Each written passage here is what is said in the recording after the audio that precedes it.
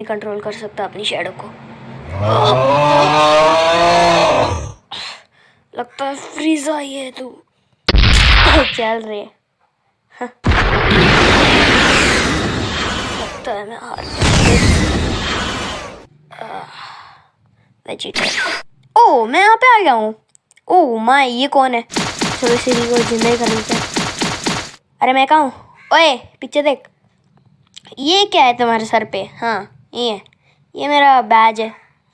ओह अच्छा मेरा नाम नारुतो है। तुम वैसे मरे पड़े क्यों थे? अरे यार लंबी स्टोरी है।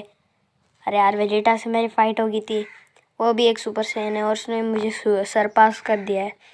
ये सुपर सैयन क्या है? ये है सुपर सैयन। Oh my. और आप लोग वीडियो को लाइक और सब्सक्राइब कर दो नेक्स्ट पार्ट के लिए। बाय।